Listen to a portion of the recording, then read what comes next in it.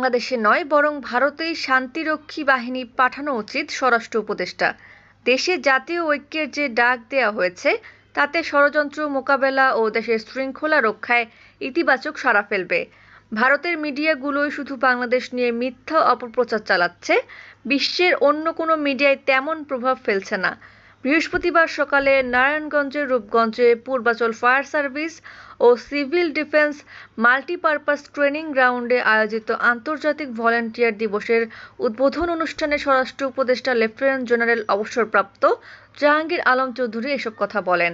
স্বরাষ্ট্র উপদেষ্টা আরও বলেন, ১৯৮৫ সালে প্রথম এ দিবসটি পালিত হয়। বর্তমানে ফায়ার সার্ভিসের সংখ্যা ৫৪,৩৪৮ জন। ভবিষ্যতে এর সংখ্যা ৬৫,০০০-এর উন্নতি করা হবে। সকল দুর্যোগ মোকাবেলায় ফায়ার সার্ভিসের স্বেচ্ছাসেবকেরা সর্বদা তৎপর থাকে।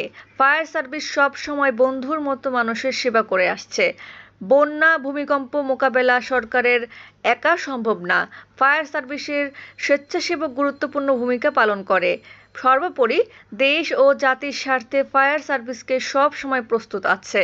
এ সময় ফায়ার সার্ভিসের মহাপরিচালক ব্রিগেডিয়ার জেনারেল মোহাম্মদ জাহেদ কামাল বলেন, দরিদ্র বিমোচন, শিক্ষা, টেকসই মানব সেবার উন্নয়নে সক্রিয় অংশগ্রহণ স্বেচ্ছাসেবীদের ভূমিকা অনস্বীকার্য। বড় বড় দুর্ঘটনায় সাহসী ভূমিকা পালন করছে ফায়ার সার্ভিসের স্বেচ্ছাসেবকেরা।